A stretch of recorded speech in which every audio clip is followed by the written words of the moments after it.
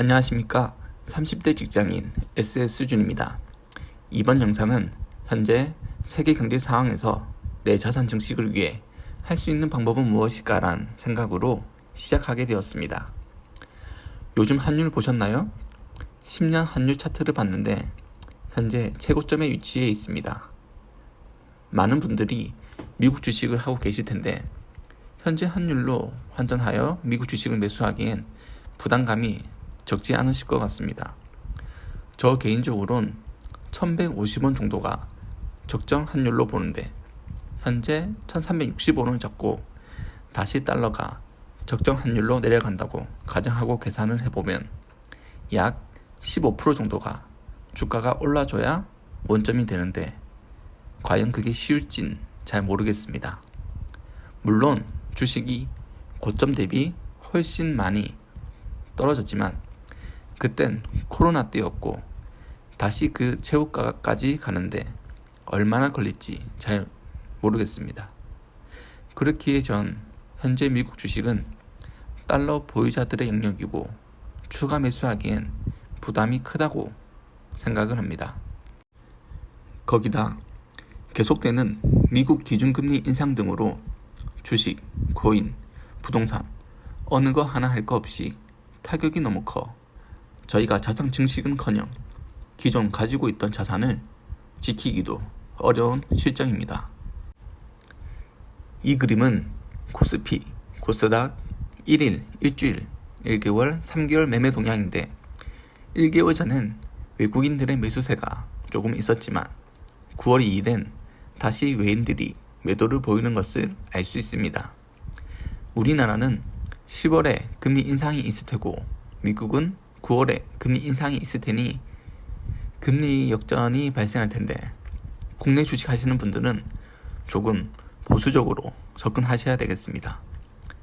한미금리 역전 현상 발생이 되면 외국인 자금이 우리 주식이나 채권 시장에서 빠져나갈 수 있다고 예측이 되며 31일 한국은행이 발표한 7월 무역지수 및 교역조건을 보면 순상품 교역조건 지수는 지난해 같은 기간보다 11.4% 떨어진 82.55를 기록했으며 지난해 4월부터 16개월 연속 하락한 것으로 통계를 작성하기 시작한 1988년 이후 최저치라고 합니다.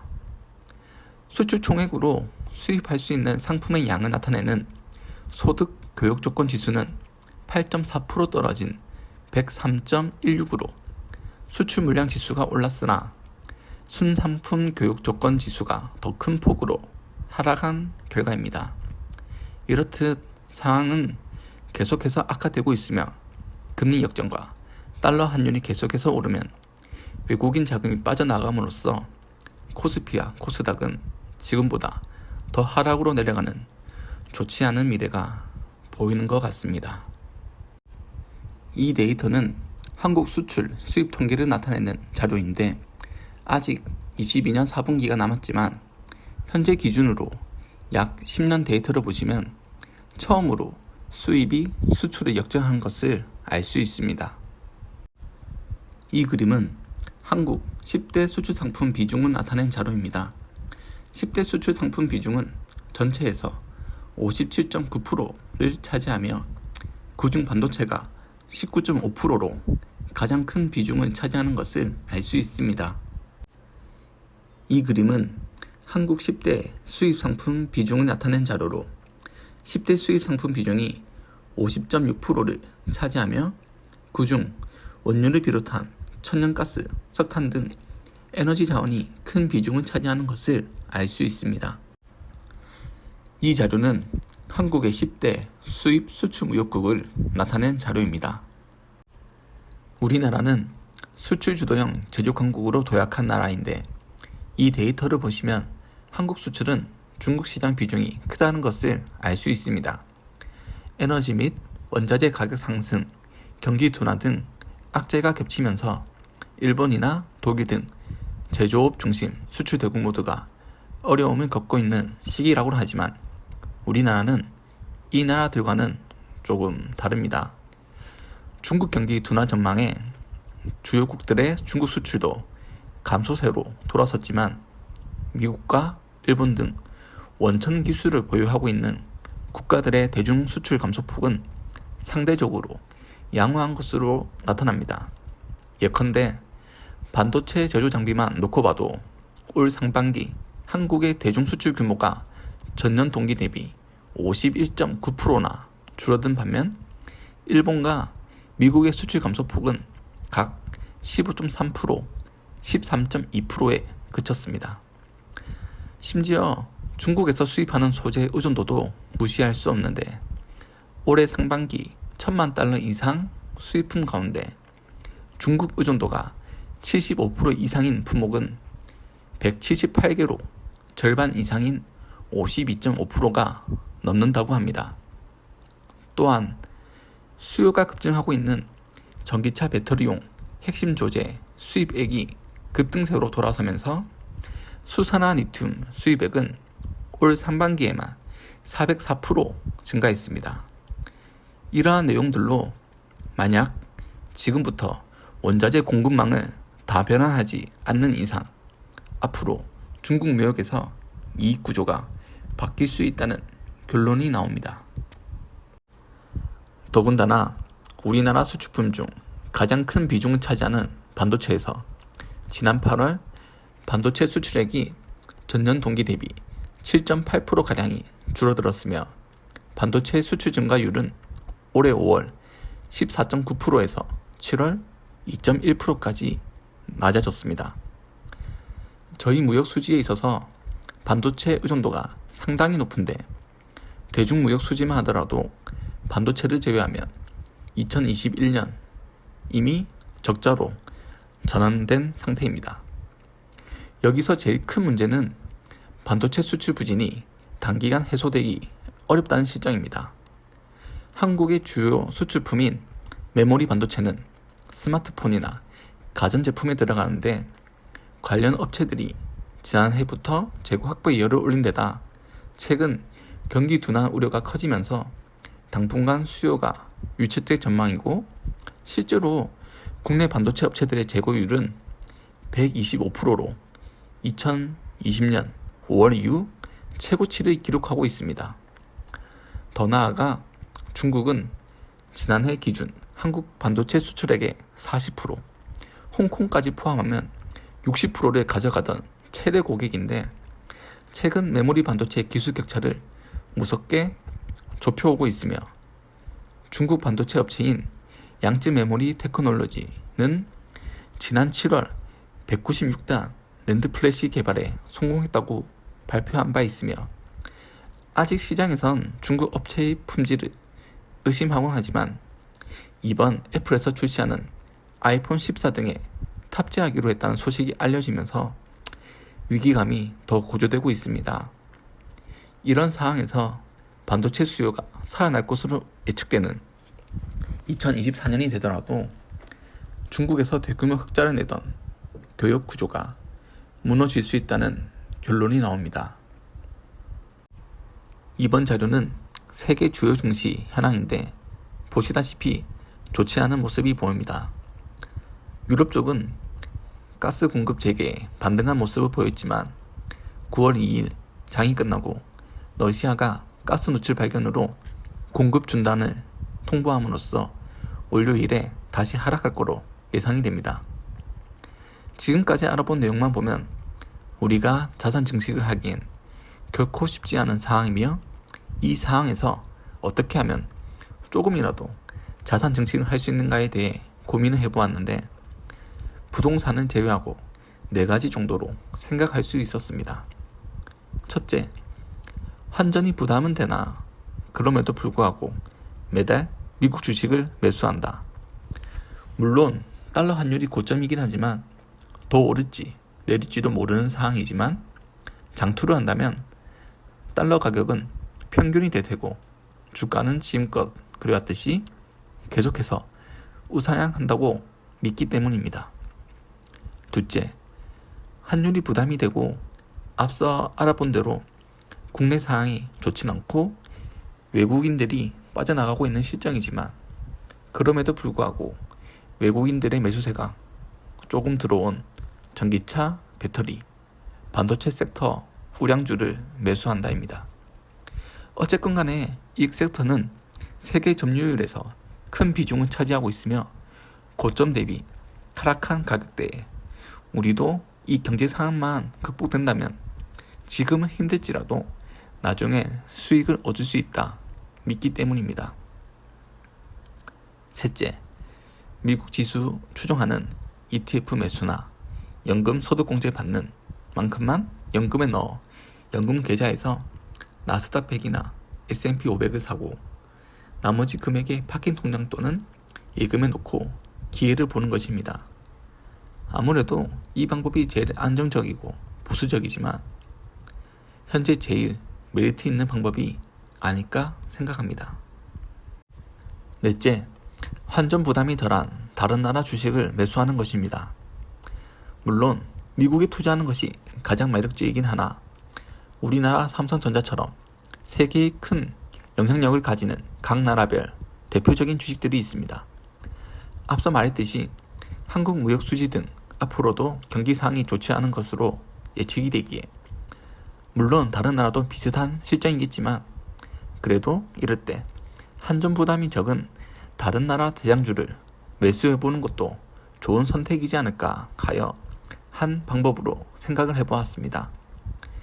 이렇게 4가지 방법을 생각해보았으며 이번 편은 4번째 방법을 선택한다고 가정하고 진행해 보겠습니다. 현 사항에 대해 참고한 김영익 서강대 경제대학원 견임 교수님 글로 말씀드리자면 현재 미국의 급격한 금리 인상이 달러 가치 상승 요인으로 되었으며 우크라이나 전쟁으로 안전자산 선호 현상이 나타나면서 달러 가치 상승을 부추겼는데 다만 몇 가지 요인을 고려하면 중장기적으로 달러 가치 하락할 가능성이 높다고 합니다. 우선 내년에 미국 경제가 침체에 빠진 전망이라고 하는데 국제통화기금인 IMF를 포함한 주요 기관이 내년 세계 경제 성장률 전망치를 낮추고 있습니다. 더군다나 미국 전망치를 상대적으로 더 내리고 있다고 합니다. IMF는 지난 7월 세계 경제 전망에서 2023년 미국 경제가 1.0% 성장할 것으로 전망했는데 이는 유로존 1.2%, 일본 1.7%보다 낮은 수치입니다. 심지어 뱅크 오브 아메리카 등을 포함한 일부 투자은행들은 내년 미국 경제가 마이너스 성장할 것으로 내다보고 있어 만약 이렇게 된다면 미국의 시장 금리가 낮아지고 달러 가치도 떨어질 것입니다. 또 미국 경제의 대내외 불균형 심화도 달러 가치 하락 요인인데 지난해 말 미국 연방정부 부채는 GDP 대비 129%였는데 대외 순부채도 GDP 대비 79%로 역사상 최고치였습니다. 세계적 신용평가회사인 스탠더드 앤드 푸어스가 2011년에 미국 국가 신용 등급을 한 단계 내린 적이 있었는데 당시 연방정부 부채와 대외 순부채는 각각 GDP 95%와 29%였습니다. 또 다른 신용평가 회사인 무디스와 피치가 대내외 불균형이 개선되지 않으면 미국 신용 등급을 내릴 수 있다고 경고도 했습니다. 그리고 국제결제은행이 추징한 실질 실효 환율에 따르면 지난 7월 현재 달러는 30% 과대평가가 되었다고 하며 이와 달리 유로는 10%, 엔화는 41% 가소평가된 것으로 나타났다고 합니다. 현재는 달러 가치가 높지만 모든 경제 변수는 시간 흐름에 따라 균형에 접근해 가기 마련이라 합니다. 그럼 미국 주식 미리 하신 분들이 환차익을 얻고 있는 것처럼 엔화도 그렇지 않을까 하는 생각으로 일본 주식을 매수한다 가정하에 공부를 해보았습니다.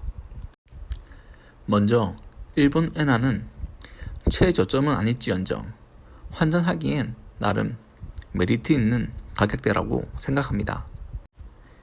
일본 회사에 대해 공부를 하려고 하는데 정확히 언젠지는 기억은 안 나는데 아마 올해나 작년이었던 것 같습니다. 일본을 먹여 살리는 제조회사들이란 글을 본 적이 있습니다. 한 30몇 가지 회사들에 대해 설명을 다룬 글이었는데 일본 회사에 대해 잘 몰랐던 제가 너무 재미있게 읽어본 글이었습니다. 그때 기억에 남는 기업들을 몇 개 소개해드리자면 다들 아시는 자동차 시장에서 폭스바겐과 1, 2위를 다투는 토요타, 이륜차 및 송형 제트기 부분 시장 점유율 1위 혼다, 그리고 야마하, 여기도 이륜차로 유명한데 선행기 쪽에선 세계 점유율 1위 회사라고 합니다. 브리지스톤, 이건 유럽 쪽 회사인 줄 알았는데 일본 거더라고요.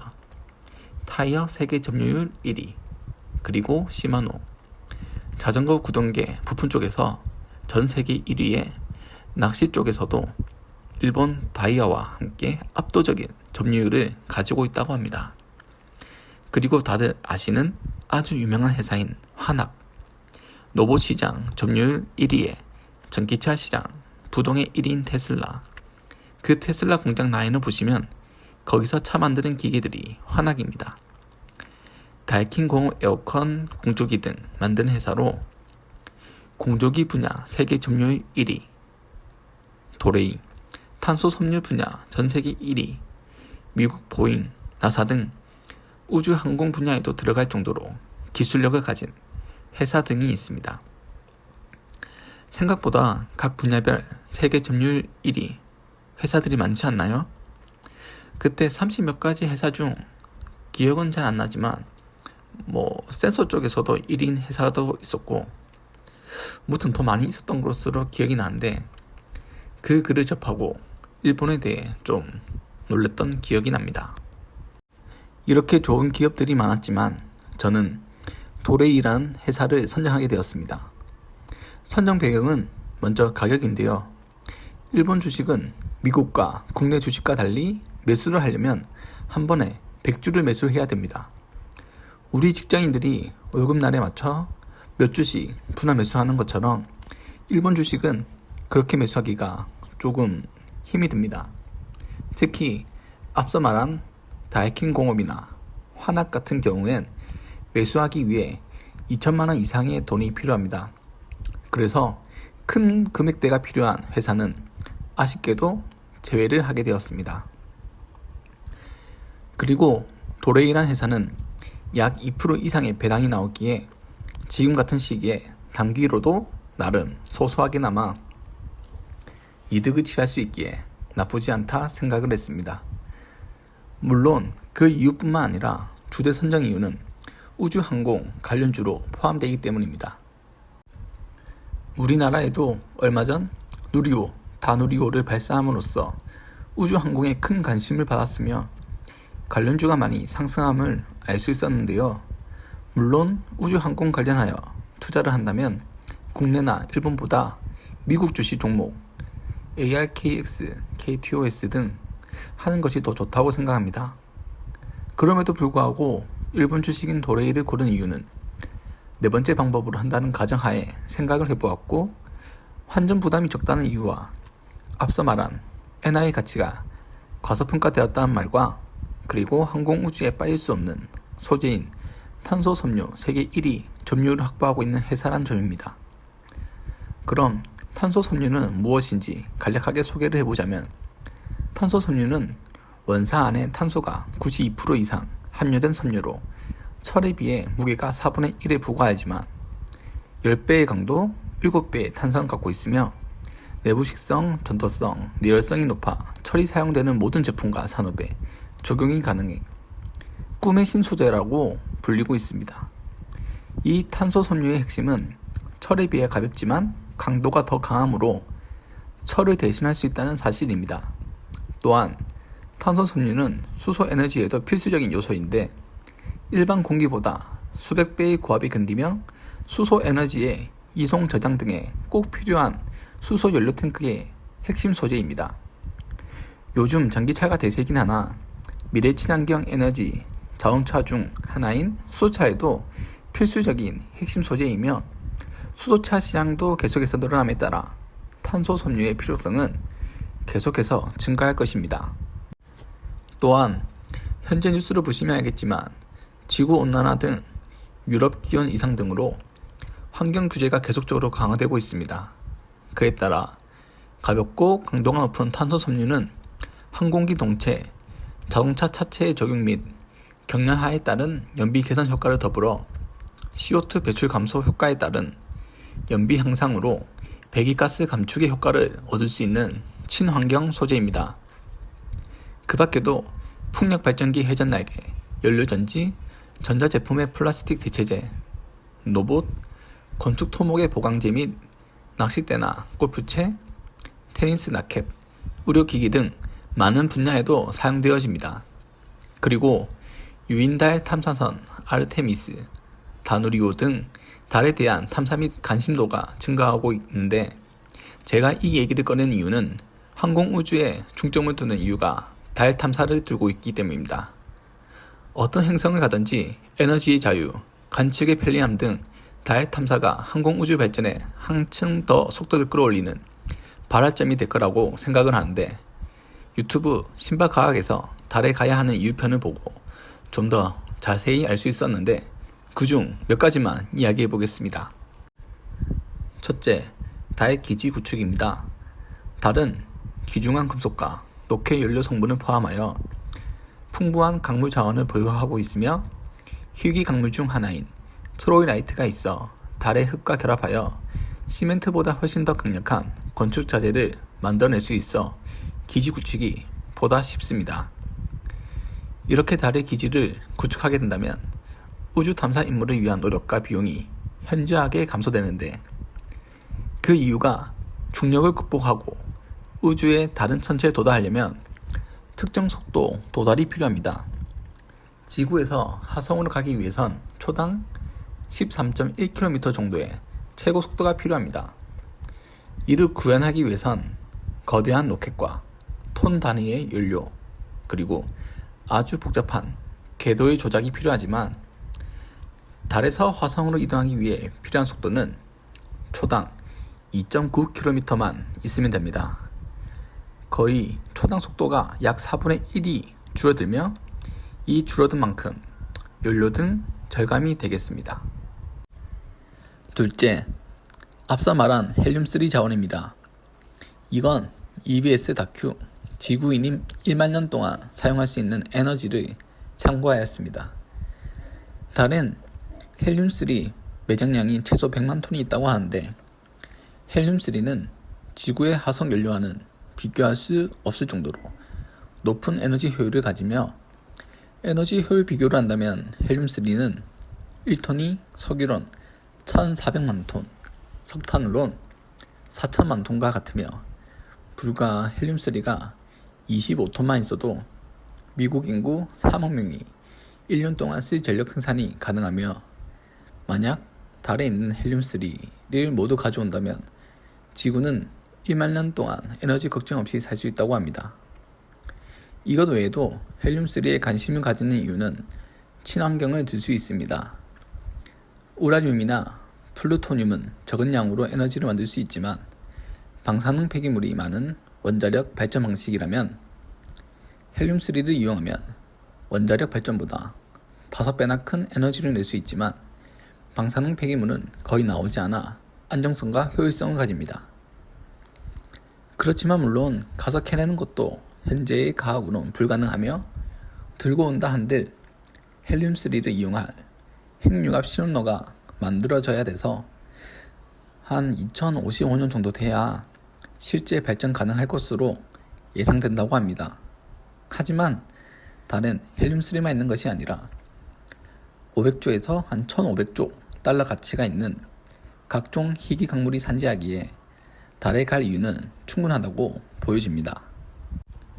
셋째, 달의 대기 밀도는 지구의 10조분의 1밖에 되지 않아 이러한 환경은 우주를 관측할 수 있는 완벽한 조건을 우리에게 제공해 준다는 겁니다. 또한 달에 설치된 관측소는 지구의 다양한 무선 전파로부터 완전히 보호될 수가 있고 달은 대기의 밀도가 낮기 때문에 지금까지 우주 궤도에 설치되었던 X선 또는 감마선 망원경을 달 표면에 설치하면 유지 보수 및 업그레이드가 쉬워지는 장점이 있습니다. 이야기가 조금 샜는데 무튼 이런 이유들로 항공우주의 투자를 생각했는데, 물론 미국 주식에 있는 항공우주 관련주 투자가 더 유망하겠지만 앞서 말한 네 번째 방법 중에서 생각했을 땐 매수할 수 있는 가격대, 미래를 위한 항공우주 투자, 현재에도 조금이나마 위안이 되는 배당, 현재 주용시대는 친환경 등에도 필요한 소재로 세계 점유율 1위인 이유로 도레이란 회사를 선정하게 되었습니다. 이렇게 말은 했지만 지금 시기엔 네 가지 방법 중 세 번째 방법이 보수적이지만 제일 좋아 보이며, 만약 아파트 등 대출이 있다면 대출 먼저 갚는 게 가장 좋아 보입니다. 그럼에도 이렇게 계속해서 공부하는 이유는 기회가 왔을 시에 좀 더 빠르게 잡기 위해서이며 관심의 끈을 놓지 않기 위해서입니다. 힘든 시기지만 그래도 포기하지 말고 재테크 공부를 하며 기회를 잡기 위해 같이 끈을 놓지 않고 노력하는 시기가 되었으면 합니다. 이번 준비한 내용은 여기까지이며 다음엔 다른 방법으로 어떻게 할 수 있을지 공부를 해보고 공유를 해보겠습니다. 감사합니다.